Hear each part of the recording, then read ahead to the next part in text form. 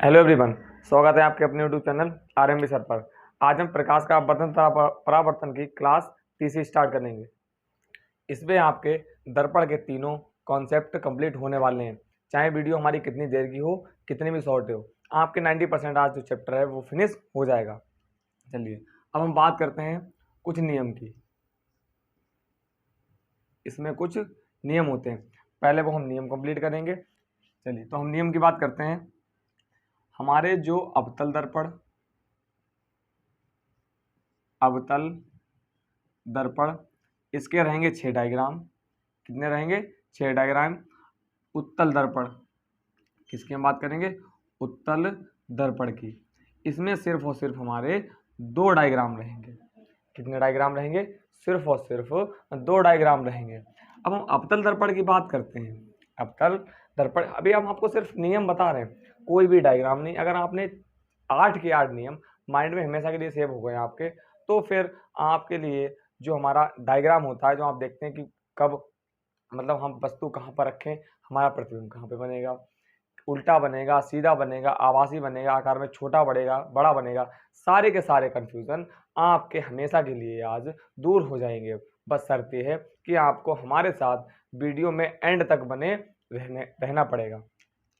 जिसमें से अवतल दर्पण में जो 5 होते हैं, 5 के 5 हमारे प्रतिबिंब बनेंगे, वह बनेंगे वास्तविक।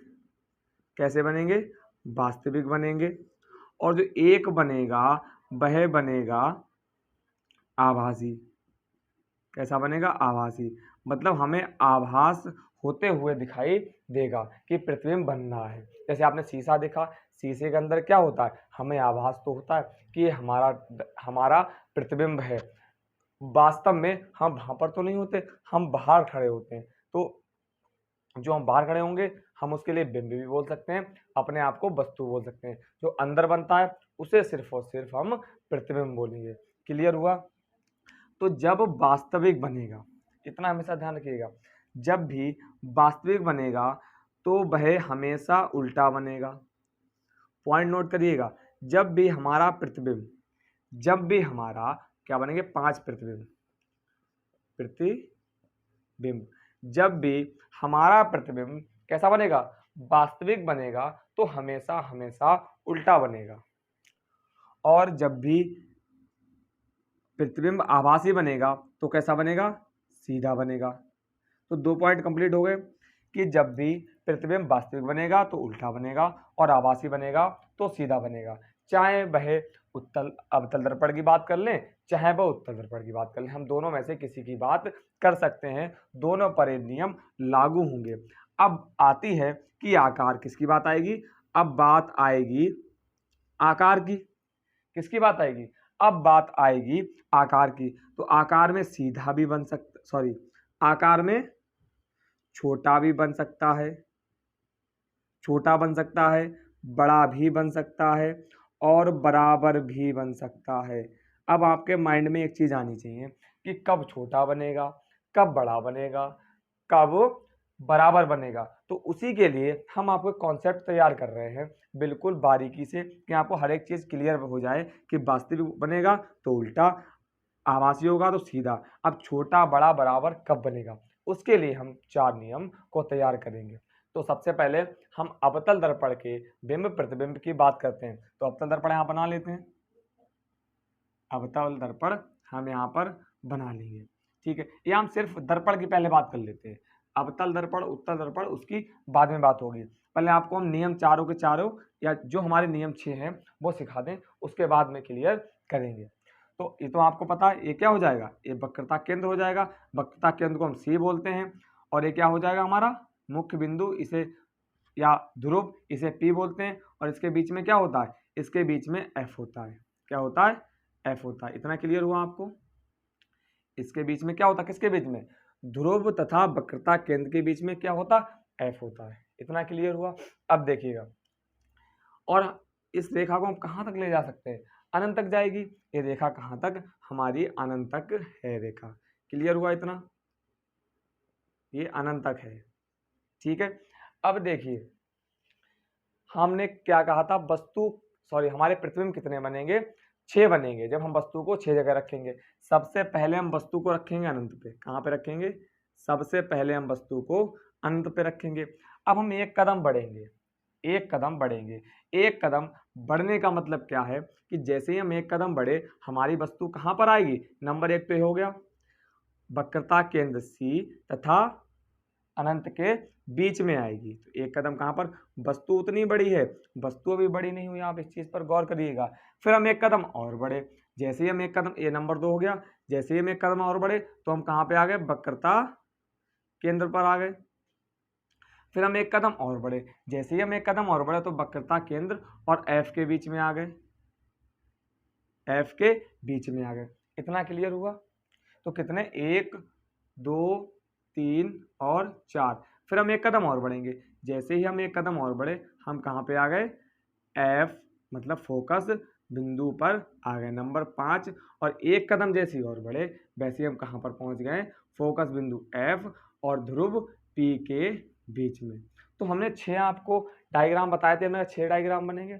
अब जब 6 डायग्राम बनेंगे तो हम वस्तु को 6 जगह रखना पड़ेगा, वस्तु को 6 जगह रखना पड़ेगा। आप मेरे साथ लास्ट तक बने रहिएगा, आपको समझ आएगा कि वाकई में आपको क्या हम समझाना चाहते हैं, कॉन्सेप्ट क्या सिखाना चाहते हैं। चलिए, तो हमने वस्तु को 6 जगह रख दिया। आपको कैसे रखना है कि सबसे पहले इसमें 4 चीजें खींचनी, 4 चीजें लिखनी, ध्रुव P, F, C और अनंत। तो सबसे पहले हमने वस्तु को अनंत पे रखा है। कहाँ रखा है? सबसे पहले हमने वस्तु को अनंत पे रखा। जैसे ही हमने वस्तु को अनंत पे रखा फिर उसके बाद हम एक कदम बढ़े, एक कदम बढ़े तो हमारी वस्तु कहाँ पे आ गई? वक्रता केंद्र C और अनंत के बीच में। फिर हम एक कदम और बढ़े तो वस्तु कहाँ पे आ गई? C। फिर हम एक कदम और बढ़े तो वस्तु कहाँ पे आ गई? F तथा C के बीच में। क्लियर? फिर हम एक कदम और बढ़े तो वस्तु कहाँ पे आ गई? F पे मतलब फोकस बिंदु पर। फिर हम एक कदम और बढ़े तो कहाँ वस्तु आ गई? ध्रुव P तथा फोकस बिंदु के बीच में। इतनी 6 आपको स्थिति क्लियर है कि वस्तु कहाँ कहाँ पर रखनी, कि हमारे प्रतिबिंब कहाँ बनेंगे। ठीक है, जब वस्तु अनंत पे रखी होगी, जब वस्तु अनंत पे रखी होगी, मान लीजिए आपके सामने शीशा लगा हुआ है और आप बहुत दूरी पर खड़े हैं, बहुत दूरी पर खड़े हैं। एग्जाम्पल से मान लेते हैं कि आप इतनी दूरी पर खड़े हैं कि जैसे यहाँ से आधे किलोमीटर, तो आपका जो प्रतिबिंब है वो शीशे में कैसा बनेगा? बिल्कुल छोटा बनेगा। तो वो शीशा होगा, यहाँ पर हम दर्पण की बात करते हैं। अब किसमें? हम अवतल दर्पण की बात कर लेते हैं। किसकी हम बात करेंगे? हम अवतल दर्पण की बात करेंगे। तो जब वस्तु अनंत पे रखी होगी, कहाँ रखी होगी? जब वस्तु अनंत पे रखी होगी तो हमारा प्रतिबिंब कहाँ बनेगा? फोकस बिंदु पर बनेगा, बिल्कुल छोटा बनेगा और बिंदु के आकार का बनेगा, बिल्कुल छोटा बनेगा और बिंदु के आकार का बनेगा। पहला प्रतिबिंब हमारा यहाँ पर बन गया है, पहला प्रतिबिंब हमारा यहाँ पर बन गया बिल्कुल छोटा बिंदु के आकार का। ठीक है, अब बात करते हैं जब वस्तु वक्रता केंद्र C और अनंत पर रखी होगी तो हमारा प्रतिबिंब क्या होगा? अब जैसे ही हम एक कदम इधर बढ़े, अब हमें एक प्रतिबिंब के लिए एक कदम पीछे हटना पड़ेगा। हमारा प्रतिबिंब, हमारा बिंब जो हमारी वस्तु जैसे आगे बढ़ती जाएगी वैसे ही प्रतिबिंब हमारा पीछे हटता हुआ चला आएगा। क्लियर हुआ? चलिए, जैसे आपने शीशे में देखा होगा कि जैसे ही आप आगे बढ़ेंगे वो आप क्या होगा? आपकी तरफ बढ़ता चला आएगा। आप आगे की ओर बढ़ेंगे, प्रतिबिंब क्या होगा? वो आपकी तरफ बढ़ेगा। तो यही तो हम कर रहे हैं, जैसी वस्तु इधर बढ़ रही, प्रतिबिंब क्या हो रहा है? इधर के लिए बढ़ रहा है। आप गौर करिएगा कभी। ठीक है, अब देखिए, जैसे ही हम आगे बढ़े वक्रता केंद्र C और अनंत के बीच, वैसे ही हमारा प्रतिबिंब क्या एक कदम इधर के लिए बढ़ा, तो वह क्या होगा? वस्तु से छोटा बनेगा, वस्तु से छोटा बनेगा, पर कैसा? उल्टा बनेगा। क्लियर हुआ? अब देखिए, फिर हम एक कदम आगे बढ़े, जैसे हम एक कदम आगे बढ़े कहाँ पर पहुंच गए? वक्रता केंद्र C पर। अब प्रतिबिंब क्या होगा? एक कदम वो भी आगे बढ़ेगा, तो वह कैसा बनेगा? वस्तु के बराबर बन जाएगा। कैसा बनेगा? वस्तु के बराबर बन जाएगा। नंबर 1, नंबर 2, नंबर 3, 3 प्रतिबिंब हो गए। फिर हम एक कदम और आगे बढ़े, जैसे हम एक कदम आगे बढ़े मतलब फोकस बिंदु F और वक्रता केंद्र C के बीच, जैसे ही हम आगे बढ़े एक कदम, हमारा जो प्रतिबिंब है एक कदम पीछे की ओर और हट जाएगा। तो हमारा कहाँ बनेगा? यहाँ पे बनेगा वस्तु से बड़ा। क्लियर हुआ? वस्तु से बड़ा बनेगा। फिर हम एक कदम क्या हुआ? आगे और बढ़े तो हम कहाँ पहुंच गए, फोकस बिंदु पर। जैसे ही फोकस बिंदु पहुंचे, अब हमारा जो प्रतिबिंब है वो कैसा बनेगा, वस्तु से बहुत बड़ा, वस्तु से बहुत बड़ा बनेगा। कैसा बनेगा, वस्तु से बहुत बड़ा बन जाएगा। क्लियर हुआ आपको इतना? आई होप आपको इतना अच्छे से क्लियर हो गया होगा। एक बार आपको समझा देते हैं, रिवाइज करवा देते हैं। चलिए, हमने क्या कहा है कि सबसे पहले आपको एक दर्पण लेना है। ये हम अवतल दर्पण की बात कर ले। अवतल दर्पण में कितने डायग्राम बन रहे थे, 6 डायग्राम बन रहे थे। तो हम अवतल दर्पण की बात करें, किसकी हम बात करेंगे, अगर हम अवतल दर्पण की बात करें तो उसमें हमारे 6 डायग्राम बन रहे थे। तो जैसे ही 6 डायग्राम बन रहे थे, हमने 5 कैसे बनाए, या 5 कैसे बने, 5 बने हमारे वास्तविक। कैसे बने, 5 हमारे जो बने वास्तविक। एक कैसा बना, आभासी। एक कैसा बना है, आभासी। जो वास्तविक बनेंगे वो हमेशा हमेशा उल्टे बनेंगे। कैसा बनेगा, जो वास्तविक बनेगा वो वैसा ही उल्टा बनेगा। जो आभासी बनेगा वह कैसा बनेगा, हमेशा सीधा बनेगा। अब जो सवाल हमारा खड़ा होता था वह ये होता था कि कब छोटा बनेगा, कब बड़ा बनेगा, कब बराबर बनेगा। ये तो क्वेश्चन था कि हमने कहा कि हमारा प्रतिबिंब बड़ा भी बन सकता है, छोटा भी बन सकता है और बराबर भी बन सकता है। तो क्वेश्चन कहाँ पर हमारा आया था, क्वेश्चन जो आया था कि कब बड़ा बनेगा, कब छोटा बनेगा, कब बराबर बनेगा। तो यहाँ पर आपके लिए हर चीज हमने आपको इस डायग्राम में बिल्कुल अच्छे से आपको नोट करवा दी। देखिएगा कैसे, हमने पहले वस्तु कहाँ पे रखी, अनंत पे रखी। जैसे ही हमने वस्तु अनंत पे रखी, हमारा जो प्रतिबिंब है कहाँ पे बना, फोकस बिंदु पे बना। तो हम कह सकते हैं कि अनंत का कनेक्शन किससे, जो अनंत का कनेक्शन है फोकस बिंदु से है। क्लियर हुआ पहला पॉइंट। जब हम वस्तु को अनंत पे रखेंगे तो फोकस बिंदु पर हमारा प्रतिबिंब बनेगा। अब बनेगा कैसा, बनेगा हमारा उल्टा। जब उल्टा बनता है तो कैसा बनेगा, वास्तविक बनेगा। अब जब वास्तविक बनेगा तो यहाँ पर आपको कितना बड़ा दिखाई दे रहा, बिल्कुल छोटा दिखाई दे रहा है। तो हमने कह दिया इसमें हमारा छोटा बनेगा, बिंदु के आकार का। इतना क्लियर हुआ। फिर हमने वस्तु कहाँ पर रखी, वक्रता केंद्र सी तथा अनंत के बीच में। तो जैसे ही हमने वक्रता केंद्र सी अनंत के बीच में वस्तु को रखा है, प्रतिबिंब हमारा कहाँ पे बना, प्रतिबिंब हमारा बना फोकस बिंदु एफ तथा वक्रता केंद्र सी के बीच में। और आप देखें वस्तु तो हमारी उतनी बड़ी है, जैसे हम आगे बढ़ते चले जाएंगे, हम शीशे के सामने खड़े, पहले बहुत दूर पे खड़े, फिर आगे फिर आगे फिर आगे, तो हम तो उतने ही बड़े रहेंगे। हमारे जो हमारा प्रतिबिंब है, जो हमारा इमेज है, वह छोटा बड़ा हमें दिखाई देता रहेगा। तो हम तो उतने ही बड़े कि तो हमारा दूसरा कहाँ पे बनेगा, प्रतिबिंब बनेगा फोकस बिंदु एफ तथा वक्रता केंद्र के बीच में। अब कैसा बनेगा, वस्तु से छोटा, वस्तु से छोटा, बिंदु के आकार का नहीं बनेगा पर बनेगा वस्तु से छोटा। अब देखिए नीचे की ओर बना मतलब उल्टा बना है, तो उल्टा है तो कैसा होगा, वास्तविक होगा। अब कितना है कि वस्तु से छोटा है। दो क्लियर हो गए। अब हम एक कदम आगे और बढ़े, वक्रता केंद्र पर आए। जैसे ही हम वक्रता केंद्र पर आए, हमारा प्रतिबिंब कहाँ पे बना, वक्रता केंद्र के ठीक नीचे। और कैसा बना है, वस्तु के बराबर। कैसा बना है, वस्तु के बराबर।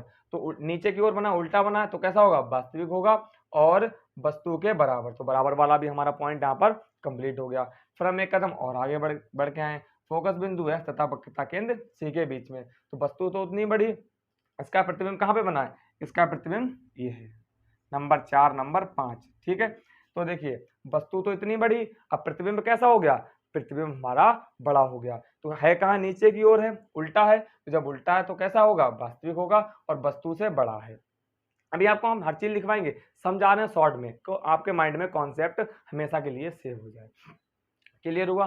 फिर हमने क्या किया कि हमने कहाँ रखा है, वस्तु को रखा है फोकस बिंदु पर। तो जैसे ही फोकस बिंदु पे रखा है और हमारा प्रतिबिंब कहाँ बना है, हमारा जो प्रतिबिंब बना वह अनंत पे बना। जब हमने अनंत पे रखा था तो प्रतिबिंब फोकस बिंदु पर, जब फोकस बिंदु पे रखा तो प्रतिबिंब कहाँ पे बना, अनंत पे बना। और कैसा बना, वस्तु से बहुत बड़ा, वस्तु से बहुत बड़ा। आई होप आपको 5 जो हमारी स्थिति है वो अच्छे से क्लियर हो गई होंगी। जो ऊपर है ये क्या है, वस्तु, इन्हें हम वस्तु बोलते हैं, वस्तु भी बोल सकते हैं, या इन्हें हम बिंब बोलते हैं। क्या बोलते हैं, इन्हें हम बिंब बोल सकते हैं। और जो नीचे हमारे सारे के सारे होंगे इन्हें हम बोलते हैं प्रतिबिंब। क्या बोलेंगे, हम इनको बोलेंगे प्रतिबिंब। आई होप आपको अच्छे से क्लियर। अब आपके मन में आना चाहिए सर एक स्थिति रहेगी नंबर 6, तो हम कोई छोड़ थोड़ी ना रहे, ना ही हमने वीडियो कंप्लीट कर दी। तो जो नंबर 6 की स्थिति है भाई हमने क्या कहा है कि एक हमारा कैसा बनेगा, आभासी बनेगा, सीधा बनेगा, पर मुझे ये क्लियर नहीं है कि छोटा बनेगा बड़ा बनेगा, तो आपको ये भी क्लियर करा देते हैं। तो जैसे ही हम इसको बनाएंगे ये दर्पण के उधर बनेगा, ये नहीं कि आपने कहा कि दर्पण उधर कैसे, जैसे उसके अंदर बनेगा, उसके अंदर बनेगा। कैसा बनेगा, आभासी, और जैसे ही हमें आभास होगा तो कैसा हो जाएगा, सीधा बनेगा। अब आपको दिख रहा होगा छोटा है बड़ा, ये है बड़ा, नंबर 6 हमारा प्रतिबिंब वस्तु से कैसा बन गया, वस्तु से बड़ा बन गया। आई होप आपको ये कॉन्सेप्ट अच्छे से क्लियर हो गए होंगे। चलिए अब हम किरण आरेख की बात कर लेते हैं। 4 पहले आपको किरण बताएंगे, सॉरी 3 आपको किरण बताएंगे, उसके बाद हम आएंगे अपने पहले किरण आरेख पर, और आपको एक हम बता देंगे, आपको हमेशा के लिए 6 के 6 माइंड में सेव हो जाएंगे। चलिए अब हम बात करते हैं आरेख की, किरण आरेख की। किसकी बात करेंगे, हम बात करेंगे किरण आरेख की। तो देखिए किरण आरेख में आपको 3 नियम सिर्फ ज्ञात करने। पहला नियम क्या है, ये तो हमारा दर्पण हो गया, अब चाहे वह उत्तल हो चाहे अवतल हो, ये हमारा दर्पण हो गया, ये हमारा फोकस बिंदु F, वक्रता केंद्र C, और ये क्या है, डॉट डॉट डॉट अनंत। ये आपको पता होना चाहिए इसका नाम क्या है, इसका नाम है मुख्य अक्ष, मुख्य अक्ष। क्लियर। जब भी कोई प्रकाश की किरण मुख्य अक्ष के समांतर जाती है, इसको आप बहुत अच्छे से नोट करिएगा, बिल्कुल बारीकी से नोट करिएगा, क्योंकि ये आपको हमेशा ध्यान रखने वाली चीज है। और आपने एक बार माइंड में सेव कर ली तो आपके लिए किरण आरेख आपकी मुट्ठी में होगी, आपके लिए बिल्कुल हलवा हो जाएगी। कि जब भी प्रकाश की किरण मुख्य अक्ष के समांतर जाती है, जब भी प्रकाश की किरण मुख्य अक्ष के समांतर जाती है, तो हमेशा हमेशा हमेशा हमेशा क्या होगा, फोकस बिंदु से लौटकर वापस आएगी। क्लियर हुआ। कि जब भी प्रकाश की किरण मुख्य अक्ष के समांतर जाती है तो दर्पण से टकराकर फोकस बिंदु से गुजरती हुई वापस आएगी, पहला नियम। दूसरा सुनिएगा, दूसरा क्या हो जाएगा, नंबर 2, ये हमारा दर्पण है, इसका हम जस्ट उल्टा कर दें, ये सी हो जाएगा, ए एफ हो जाएगा, ए अनंत हो जाएगा हमारा। कि जब भी कोई प्रकाश की किरण फोकस बिंदु से जाती है, जब भी कोई प्रकाश की किरण फोकस बिंदु, और एरो आप लगाना ना भूलें, क्योंकि अगर आपने एरो उल्टा लगा दिया तो हम इधर से जाती हुई प्रतीत होगी। इसका जस्ट उल्टा कर लें। देखिए जब भी कोई प्रकाश की किरण फोकस बिंदु से जाती है तो कहाँ, तो मुख्य अक्ष के समांतर वापस चली आती है। क्लियर हुआ। तो किसके समांतर आती है, तो मुख्य अक्ष के समांतर वापस लौटकर आती है। हमने 2 नियम आपको बताए, कौन कौन से। पहला नियम क्या है, जब भी कोई प्रकाश किरण मुख्य अक्ष के समांतर जाती है तो फोकस बिंदु से लौटकर आती है। दूसरा नियम क्या है कि जब भी कोई प्रकाश की किरण फोकस बिंदु से जाती है तो मुख्य अक्ष के समांतर चली जाती है। इसका जस्ट उल्टा नियम है। नियम नंबर आप 3 देखें, नियम नंबर 3, ये क्या हो गया, दर्पण हमारा, ये वही मुख्य अक्ष, ये सी हो गया हमारा वक्रता केंद्र, ये एफ हो गया, ये हमारा डॉट डॉट अनंत हो गया। ठीक है। अब नंबर क्या है कि नंबर 3 नियम, जब भी कोई प्रकाश की किरण वक्रता केंद्र से जाती है, तो दर्पण से टकराकर या परावर्तित होकर उसी मार्ग में वापस लौट आती है। ये 3 नियम आपको हमेशा अपने माइंड में सेव करने होंगे। आप इसको अच्छे से वीडियो को रोक के इसको लिख लीजिएगा, इसको पॉज करके प्रत्येक पॉइंट को अपनी कॉपी में अच्छे से लिखिएगा, 2-2 3-3 पेन यूज करके, जिससे आपके पास हमेशा नोट्स के रूप में सेव रहे। कोई तीनों नियम क्लियर हुए हों एक बार हमें जरूर से कमेंट में बताएं कि भैया हमें तीनों नियम अच्छे से क्लियर हो गए हैं। ठीक है, इसको रफ कर दें। अब हम आगे बढ़ते हैं। इसको अपने माइंड में सेव कर लीजिएगा, अपनी कॉपी में नोट से बढ़िया लिख लीजिएगा। अभी हम आपको जब बताएंगे तो ये चीज़ें आपके हमेशा के लिए हमेशा काम आएंगी। इसको रफ करते हैं। चलिए इसको रफ कर देते हैं। अब आपको एक जो आपके एग्जाम में 5 नंबर में आता है उस क्वेश्चन को लेते हैं और उसको आपको समझाएंगे कि आपको अपने आप से कैसे करना, रटना नहीं है। एग्जाम में आ जाए तो आपको अपने आप से कैसे करना, और इससे बाहर भी नहीं आएगा, इस बात की गारंटी है। मान लेते हैं कि एग्जामिनर ने आपको एक क्वेश्चन दिया कि जब कोई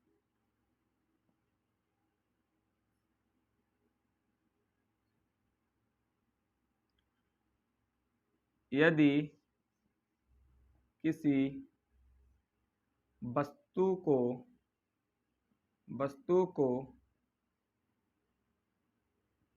अनंत पर रख दें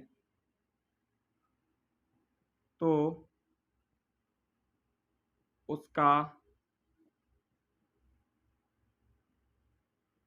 प्रतिबिंब आकार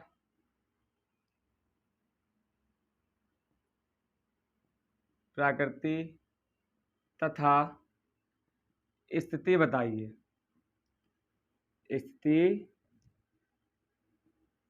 क्लियर हुआ?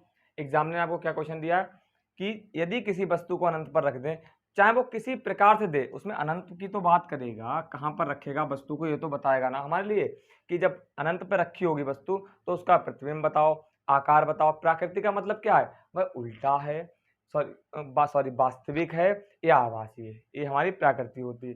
तथा उसकी स्थिति बताइए, कहां पर रखा है। ये आपको 4 चीजें पूछ सकता है या पूछेगा। तो हम पहले की अगर बात कर लें तो हमने कहा है कि ये तो हमें पता ही होना चाहिए कि अवतल दर्पण, और किसकी बात करें? यदि किसी वस्तु को अवतल दर्पण के सामने, सॉरी क्वेश्चन थोड़ा सा मिस्टेक हो गया था, यदि किसी वस्तु को अवतल दर्पण के सामने अनंत पर रख दें तो उसका प्रतिबिंब आकार तथा स्थिति बताइए। तो ये अवतल दर्पण हो गया हमारा। ये कौन सा दर्पण होगा? ये हमारा अवतल दर्पण होगा। अवतल दर्पण हो गया। हमने क्या है, इसमें मुख्य अक्ष खींच दी। समझिएगा, हमने एक मुख्य अक्ष खींच दी। ये क्या है हमारे पास? ये हमारे पास सी हो गया। ये हमारे पास क्या है? एफ हो गया। ये मुख्य अक्ष हो गई। क्लियर? और हमें ये तो पता है कि वस्तु कहाँ पर रखी है। वस्तु जो है हमारी अनंत पर रखी। कहाँ पर रखी? वस्तु जो है हमारी वह अनंत पर रखी। और जब वस्तु अनंत पर रखी है तो हमने आपको एक चीज बताई कि प्रतिबिंब कहाँ पे बनेगा। ये आपके माइंड में सेव होना चाहिए। प्रतिबिंब हमेशा फोकस बिंदु पर बनेगा और बिंदु के आकार का बनेगा। बिंदु के आकार का बनेगा। तो हम प्रतिबिंब यहाँ पर पहले से ही बना ले रहे हैं। प्रतिबिंब हमने यहाँ पर पहले से ही बना दिया। अब आते हैं किरण आरेख नंबर 1 पर। तो हमने क्या बताया? जब कोई प्रकाश की किरण मुख्य अक्ष के समांतर गुजरती है, जब कोई प्रकाश की किरण मुख्य अक्ष के समांतर गुजरती है तो वह फोकस बिंदु से वापस आती है। मुख्य अक्ष के समांतर गई, मुख्य अक्ष के समांतर गई। अब वह क्या है? फोकस बिंदु से वापस गुजरेगी। फोकस बिंदु से वापस गुजर रही। क्लियर हुआ? अब वस्तु कहाँ पर? वस्तु अनंत पर है तो हमें अनंत पर होगी, दिखाई तो देगी नहीं। दिखाई दोगे नहीं, हो सकता हमने कहा वस्तु इतनी बड़ी है, हम सिर्फ यहाँ पर दर्शा रहे हैं। मान लेते हैं वस्तु इतनी दूरी पर रखी है। ठीक है, अब अगर इसको हम इस तरह से करें कि जब कोई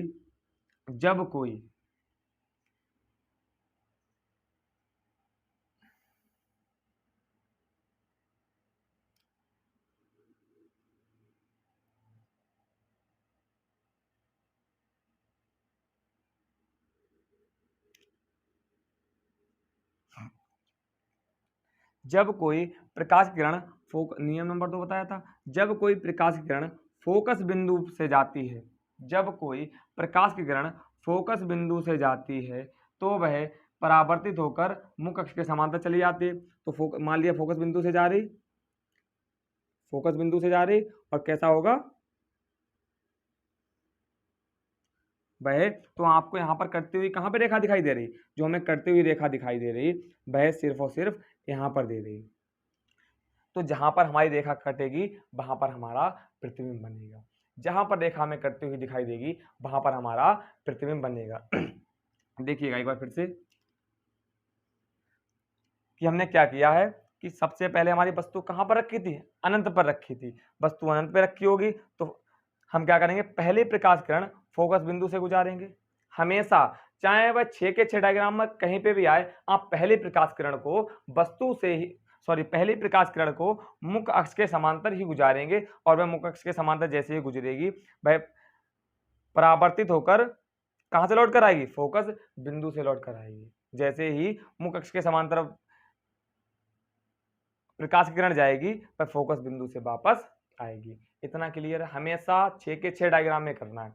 फिर नंबर 2 क्या है कि नंबर 2 में प्रकाश किरण हमारी कहां से जा रही, जो दूसरी प्रकाश किरण है वह हमारी जा रही फोकस बिंदु से। तो जैसे ही फोकस बिंदु से जाएगी मुख्य अक्ष के समांतर चली जाएगी, मुख्य अक्ष के समांतर जैसे ही आ रही हमारी कहाँ पे हमें करती हुई दिखाई दे रही, यहाँ पर दोनों प्रकाश किरण हमारी यहाँ पर करती हुई दिखाई दे रही, और जहाँ पर करती हुई दिखाई देंगी वहीं पर हमारा प्रतिबिंब। इतना आपको क्लियर हुआ। अब देखिए हमने 3 तो आपको चीजें पहले बता दी थी कि कहाँ अनंत पे रखोगे तो कहाँ बनेगा, फोकस बिंदु पर बनेगा। तो स्थिति हमारी क्या आ गई, स्थिति आ गई कि वह फोकस बिंदु पे बनेगा। उसके बाद आकार की बात कर लें तो आकार कैसा होगा, बिल्कुल बिंदु के आकार का होगा। प्राकृतिक की बात कर लें तो आपको पहले सिखा चुके हैं, नीचे बनना है, उल्टा बनना है। तो जब उल्टा होगा तो कैसा होगा, वास्तविक होगा। तुम्हारा वास्तविक हो गया, वास्तविक तथा उल्टा। अब हम किसकी बात कर लें, आकार हो गया हमारा, स्थिति हो गई, प्राकृतिक हो गई। अब हम बात करते हैं प्रतिबिंब। प्रतिबिंब कहाँ पे, फोकस बिंदु पर बनना है, फोकस बिंदु पर बनना है। अब इसको अगर हम लिखेंगे तो कैसे लिखेंगे, ये हमारे मन में क्वेश्चन आना चाहिए। यदि हम इसको लिखेंगे तो कैसे लिखेंगे, हम मान लेते हैं वस्तु को किससे व्यक्त करते हैं, वस्तु को बोलते हैं ऑब्जेक्ट। किससे क्या बोलते हैं, वस्तु को बोलते हैं ऑब्जेक्ट। तो ओ डैश वस्तु का नाम रख दिया, जैसे पूरी वस्तु है इसका नाम ओ, और ओ डैश वस्तु का क्या नाम है, ओ डैश। क्लियर हुआ, वस्तु का क्या नाम है, ओ डैश। हमने मान लिया कि वो ऑब्जेक्ट बोलते हैं ना वस्तु को, तो ओ मान लिया, और ऊपर तो ओ डैश, तो ओ डैश हो जाएगी वस्तु। इसके बाद हमारा प्रतिबिंब। प्रतिबिंब कैसा, बिंदु के आकार का। और प्रतिबिंब को क्या बोलते हैं, हम प्रतिबिंब को बोलते हैं इमेज। प्रतिबिंब को क्या बोलते हैं, इसको हम बोलते हैं इमेज। क्लियर, तो इसका नाम क्या हो जाएगा, आई डैश। तो यहाँ पर आई, और ये क्या हो गया, आई डैश। तो इसका इमेज का क्या नाम हो गया, आई डैश। क्लियर, दो चीजें क्लियर हो गई होंगी, वस्तु का नाम ओ डैश, प्रतिबिंब का नाम आई डैश। और जो दर्पण का नाम रखेंगे वो क्या रखेंगे, ए और बी। तो इसको हम कैसे लिखेंगे, इसको हम कैसे लिखेंगे, देखिए लिखने का सबसे बेस्ट तरीका जो आपने स्टार्टिंग से करा है उसको एंड तक आप लिखते जाइए। देखिए आप इसको कैसे लिखेंगे कि जब हम किसी वस्तु ओ डैश को, या वस्तु ओ डैश को अनंत पर रखते हैं, वस्तु ओ डैश को अनंत पर रखते हैं, तब प्रथम किरण या प्रकाश की पहली किरण मुख्य अक्ष है ना, यहाँ पर लिखेंगे आप पी। ये तो पी हो गया हमारा, ये मुख्य अक्ष हो गई, मुख्य अक्ष। तो प्रकाश की पहली किरण मुख्य अक्ष के समांतर दर्पण से टकराकर तथा परावर्तित होकर फोकस बिंदु एफ से गुजरती है, फोकस बिंदु एफ से गुजरती है। ठीक है, प्रकाश की पहली किरण दर्पण से टकराकर तथा परावर्तित होकर फोकस बिंदु एफ से गुजरती है। इतना हम लिख लिया। फिर आप क्या करेंगे, तथा दूसरी किरण फोकस बिंदु से होते हुए फोकस बिंदु से गुजरती है, तथा प्रकाश की दूसरी किरण फोकस बिंदु से जाती है तथा परावर्तित होकर मुख्य अक्ष के समांतर चली जाती है, तथा परावर्तित होकर मुख्य अक्ष के समांतर चली जाती है। जहां पर ये दोनों रेखाएं एक दूसरे को काटती हैं, जहां पर ये दोनों रेखाएं एक दूसरे को काटती हैं, वहां पर प्रतिबिंब आई डैश बनता है, आई डैश बनता है, तथा वह बिंदु के आकार का नीचे की ओर वास्तविक तथा उल्टा बनता है, वास्तविक तथा उल्टा बनता है। फिर आप लास्ट में 3 पॉइंट लिख दीजिएगा, कौन कौन से। सबसे पहला आकार, प्रकृति और स्थिति। तो आकार में क्या होगा, छोटा आपने वहां पर भी बता दिया, वहां यहाँ पर भी आप बताएंगे। आकार में कैसा होगा, बिंदु के आकार का, प्रकृति वास्तविक तथा उल्टा, स्थिति फोकस बिंदु पर। और जो आपके 5 डायग्राम रह गए इसी प्रकार से हम आपको कल फिनिश कर देंगे, और दर्पण का उसमें सूत्र भी ऐड करके हमारा चैप्टर फिनिश होगा। अगर आपको ये प्रत्येक कॉन्सेप्ट बहुत अच्छे से क्लियर हो गए हों, तो एक बार हमें कमेंट में ज़रूर से बताएं। और हम आपके लिए जब इतनी मेहनत कर रहे हैं तो आप वीडियो को लाइक भी कर सकते हैं और चैनल को सब्सक्राइब कर लें, इससे जिसके लिए आपके पास सारे नोटिफिकेशन समय समय पर पहुंचते रहें। क्लास 10th की साइंस आपको, अगर आप मेरे साथ लास्ट तक जुड़े रहे तो 90% नंबर आपके मान के ही चलें। Thank you.